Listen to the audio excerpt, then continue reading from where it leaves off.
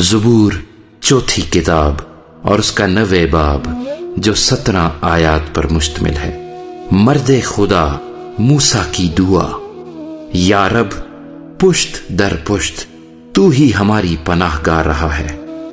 اس سے پیشتر کہ پہاڑ پیدا ہوئے یا زمین اور دنیا کو تو نے بنایا، ازل سے ابد تک تو ہی خدا ہے۔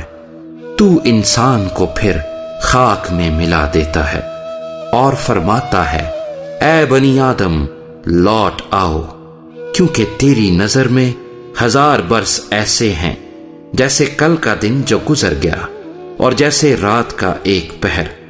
تو ان کو گویا سیلاب سے بہا لے جاتا ہے، وہ نیند کی ایک جھپکی کی مانند ہے، وہ صبح کو اگنے والی گھاس کی مانند ہے، وہ صبح کو لہلہاتی اور بڑھتی ہے، وہ شام کو کٹتی اور سوکھ جاتی ہے، کیونکہ ہم تیرے قہر سے فنا ہو گئے اور تیرے غضب سے پریشان ہوئے۔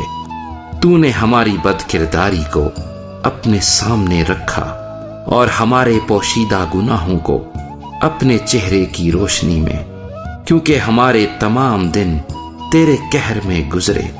ہماری عمر خیال کی طرح جاتی رہتی ہے، ہماری عمر کی میعاد 70 برس ہے، یا قوت ہو تو 80 برس، تو بھی ان کی رونق محض مشقت اور غم ہے، کیونکہ وہ جلد جاتی رہتی ہے اور ہم اڑ جاتے ہیں۔ تیرے قہر کی شدت کو کون جانتا ہے، اور تیرے خوف کے مطابق تیرے غضب کو۔ ہم کو اپنے دن گننا سکھا، ایسا کہ ہم دانا دل حاصل کریں۔ اے خداوند، باز آ، کب تک؟ اور اپنے بندوں پر رحم فرما۔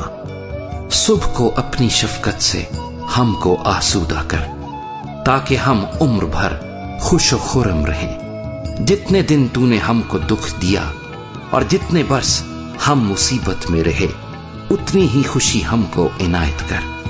تیرا کام تیرے بندوں پر اور تیرا جلال ان کی اولاد پر ظاہر ہو، اور رب ہمارے خدا کا کرم ہم پر سایہ کرے۔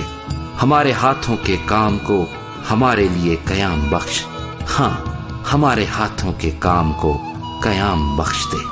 آمین۔